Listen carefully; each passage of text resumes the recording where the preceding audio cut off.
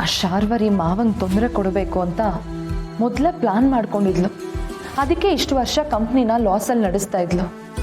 ಆದ್ರೀಗ ಅವಳು ಅನ್ಕೊಂಡ ಹಾಗೆ ಕೆಟ್ಟ ದಾರಿ ಹಿಡಿದು ಅವ್ರಿಗೆ ತೊಂದರೆ ಕೊಡ್ತಾ ಇದ್ದಾಳೆ.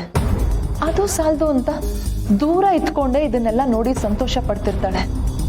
ಇದಕ್ಕೆಲ್ಲ ಕೊನೆನೇ ಇಲ್ವಾ? ಅವಳು ಆನಂದವಾಗಿದ್ದು ಮನೆಯವರೆಲ್ಲ ಒದ್ದಾಡ್ತಾ ನೋವು ಅನ್ಭವಿಸ್ತಾ ಕೂತಿರ್ಬೇಕಾ? ಛೇ, ನನ್ನಿಂದ ಏನು ಸಹಾಯ ಮಾಡೋಕ್ಕಾಗ್ತಿಲ್ಲ ಅಂತ ಹಿಂಸೆ ಆಗ್ತಾ ಇದೆ. ನನ್ನಿಂದ ಏನ್ ತಾನೇ ಸಹಾಯ ಮಾಡೋಕ್ಕಾಗುತ್ತೆ? ನನ್ನಿಂದ ಏನಾಗುತ್ತೆ? ಆಗತ್ತೆ ದಂಡಪಿಂಡ. ಮಾಡಬೇಕು ಅಂತನೋ ಮನಸ್ಸು ಮಾಡಿದ್ರೆ ಖಂಡಿತ ಆಗೇ ಆಗುತ್ತೆ. ಅದು ಅಲ್ಲದೆ ನೀನೀಗ ಏನೇ ಮಾಡಿದ್ರೂ ಕೂಡ ಅದು ಸಹಾಯ ಅಂತಲ್ಲ, ಕರ್ತವ್ಯ. ಅವ್ರಿಗೀಗ ದುಡ್ಡಿನ ಸಹಾಯಕ್ಕಿಂತ ಹೆಚ್ಚಾಗಿ ಮಾಧವನ ಜೊತೆಯಲ್ಲಿ ನಿಂತು ಧೈರ್ಯ ಹೇಳೋರು ಬೇಕು. ನೀವು ಮಕ್ಕಳೆಲ್ಲ ಸೇರಿ ಒಂದಾಗಿ ಆಸ್ತಿ ಹೋದ್ರು ಹೋಯಿತು, ಮತ್ತೆ ನಾವು ಅದನ್ನು ಸಂಪಾದನೆ ಮಾಡ್ತೀವಿ ಅಂತನ್ನೋ ಛಲದಲ್ಲಿ ಮಾಧವನಿಗೆ ಬೆಂಬಲವಾಗಿ ನಿಂತ್ಕೋಬೇಕು. ಬೆಂಬಲವಾಗಿ ನಿಂತು ಬರೀ ಸಮಾಧಾನ ಹೇಳೋದಷ್ಟೇ ಅಲ್ಲ ಅಣ್ಣ, ಆ ಮಾತನ್ನ ನಿಜ ಕೂಡ ಮಾಡಬೇಕು.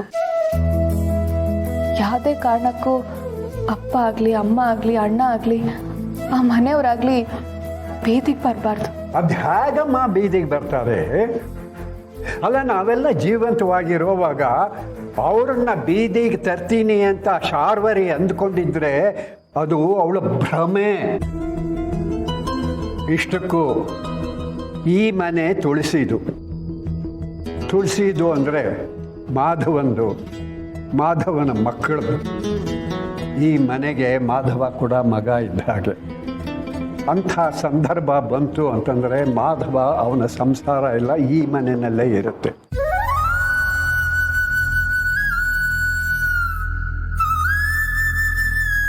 ನಿಜ ತಾತ, ಸಂಬಂಧಗಳಲ್ಲಿ ಶ್ರೀಮಂತಿಕೆ ಇರೋರಿಗೆ ಈ ಹಣ, ಆಸ್ತಿ, ದುಡ್ಡು ಇದೆಲ್ಲ ಯಾವುದು ದೊಡ್ಡದು ಅನ್ಸಲ್ಲ. ಹಾಗೆ ನೋಡಕ್ ಹೋದ್ರೆ ನೀವು ಮಾವ ಎಲ್ಲ ನಿಜವಾಗ್ಲೂ ಶ್ರೀಮಂತ್ರೆ. ಹೃದಯದಲ್ಲಿ ಶ್ರೀಮಂತಿಕೆ ತುಂಬಿಕೊಂಡಿರೋ ನಿಮ್ಮಂಥವ್ರ ಜೊತೆ ಇರೋದಕ್ಕೆ ನಾವು ಮಕ್ಕಳ ಪುಣ್ಯ ಮಾಡಿದ್ವಿ.